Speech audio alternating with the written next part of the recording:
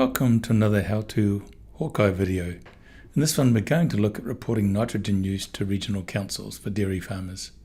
So we have our farm, we go to the reports tab and down to nitrogen reporting, and this is where we will start to create our land holding we're going to report on, which is those two small parcels at the top there, which is a non-contiguous area. You can see the help pages that you can work through, which give you a simple guide how to get started with this. And likewise at the top at the question mark you can click on help as well, and that will take you through to the help pages and how to do this. So let's click on get started and have a look at where we start in here when we create a land holding. So we're going to look at just those two at the top there as I mentioned. The first thing we're going to do is give it a name, click on the top, and we're going to call it Jackie's Block. We put in an NZBN number. Now it doesn't matter if you're a trust or business or anything, you can still get one of those from the NZBN website. Our dairy company's Fonterra. We can put in our dairy supply number, and we can select from the list which ones of those paddocks or parcels we want to use, or we can just click on the map and select them. So we have two selected as you can see there, and if we have non-used or non-spread areas, we can manually just change that area slightly to give us the full extent of the land holding.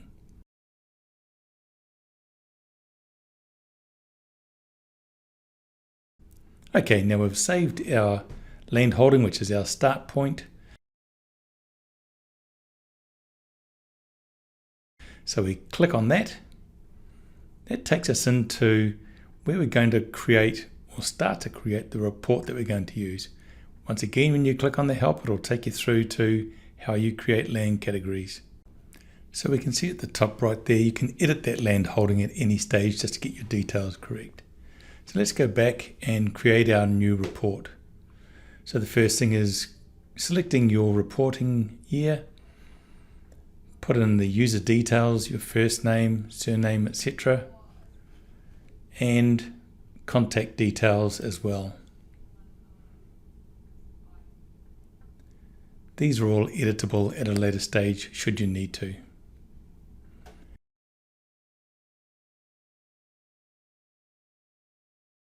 You then save that, and then we can move into assigning categories or land use to our land holding area. So we can see the two paddocks there. Now we're going to select them and associate a category to them of their land use through the year. So I can click on assign. I only have one selected at the moment, and I can give it a land category. But in this case, they're both just pasture for the year, so I'm going to discard that and go back and select both of them. So I am making that land use available to both at the same time. Now from the start of the year, which is 1 July for the reporting for your regional council, it's different to the normal farming year. I give it its details. It then shows that it's 100% completed, and I can edit those should I need to. Right, now that we've created the Jackie's block, as you can see there, we're going to move on and do the rest of the farm, which is, well, it has a bit more complexity to it. So we enter the details, the farm name, NZBN, etc., the same as we did when we created the first land holding. And once again, if we want to choose from the drop-down list, we can, or we can interact with the map. And this time what we're going to do is select by polygon right around the whole farm. So I can just click through the corners of them or right around the outside, double click to finish, and I have my selection. Now what I'm going to remove are areas of the farm that aren't being farmed. So there's an area with buildings, the milking shed, etc. that aren't part of the effective farming area. There's a couple of laneways in there as well. We'll deselect those as well. So all we're selecting now is the effective area that we're farming. Okay, so let's zoom out again so we can see the extent of our farm. Right, we can save that so it all updates. Okay, so let's go and select that land holding and start looking at categories. We start the new report. We fill in all of the details as per the previous one for the person reporting on behalf of that farm owner.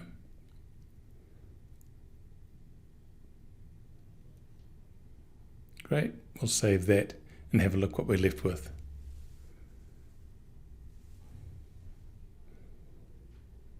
And we can now see the whole farm listed.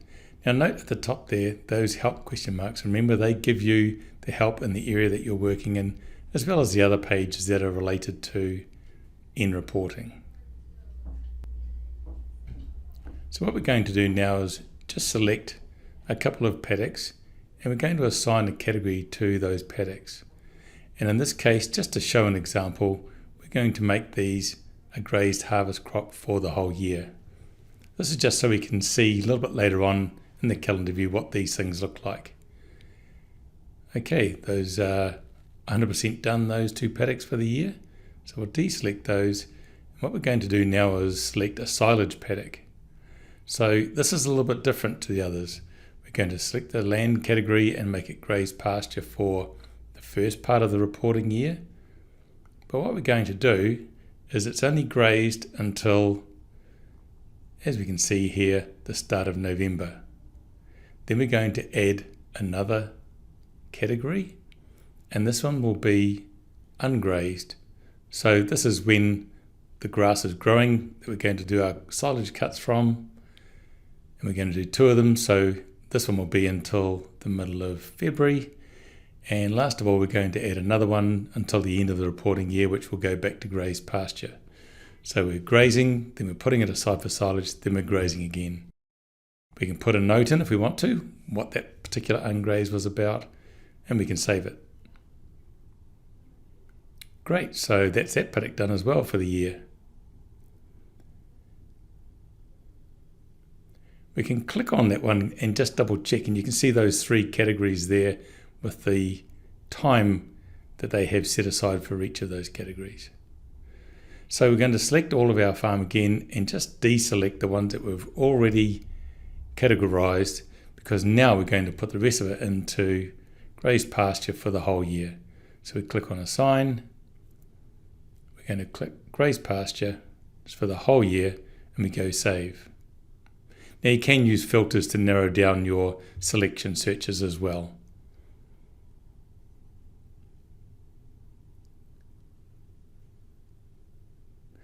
Okay, so what we're just going to have a little look at now is what it looks like in the calendar year. As you can see there, in green is the grazed pasture. We can see that corner paddock has the ungrazed piece in the middle, and we see our harvest crop pieces in there as well for those 2 paddocks.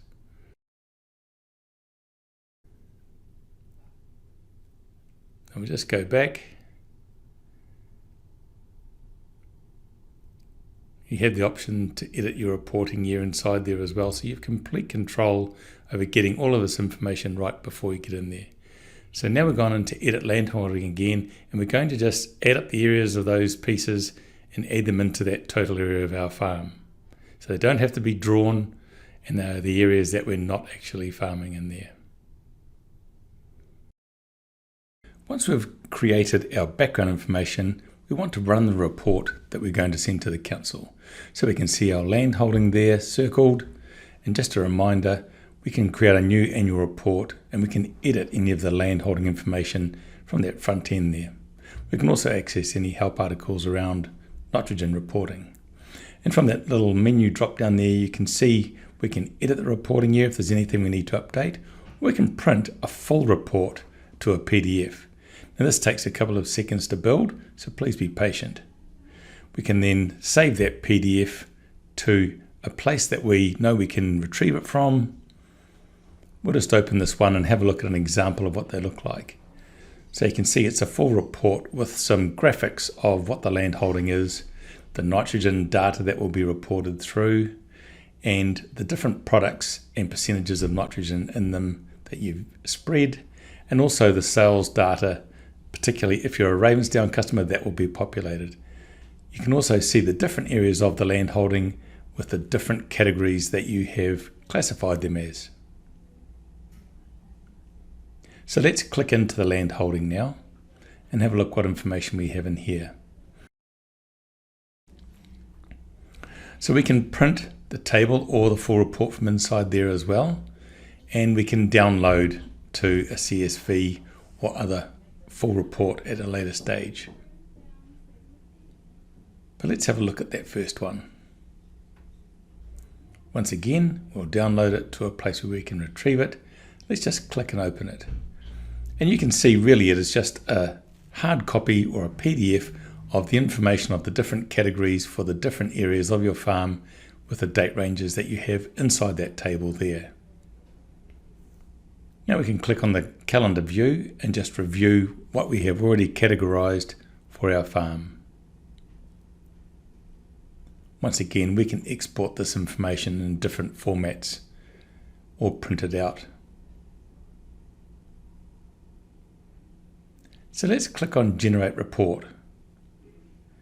This is primarily the data that the regional councils are after. Grazed pasture and grazed harvest crops roll up to a total for the grazed non-forage land. You can also export this data into an MS Excel report if you wish as well, just so you can save that data in an electronic format rather than a PDF. And if we open that up, what we will see are the nitrogen report there, the product report, the sales report, in this case is none because it's a demo farm, and our contact details. These are effectively what you've just seen in that full report you saw earlier, but in an Excel format.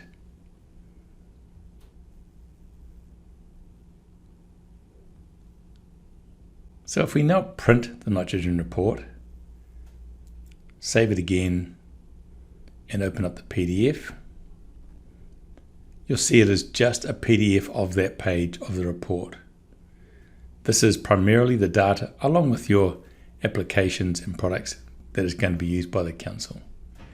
And through those different tabs at the top, so you can print those out in a similar sort of way. So in this one, we can print out the product data. And we can see there when we open up that PDF, we'll have a list of the products, when they were applied, and what percentage of them is nitrogen based. And once again, with the sales tab, the same sort of thing will happen. And here's an example of what it might look like. So it will show the product, the date, what your order number was if it was a Ravensdown product. And so now you can submit the report to the Regional Council database. We see a summary there of the information we've already filled out, and we can still edit that at this stage. We recommend you download a copy of the PDF because if you edit your farm in any way, these numbers will change. So now all you have to do is tick on the yes or no, whether you've adhered to the 190 rule or not, and then you can click to submit that report. There's a data use agreement there just so it's really clear to you where the data is going and what it's being used for. And then you can submit it, and that's you done for the year. Thanks for watching, and check out this channel for more how-to HawkEye videos.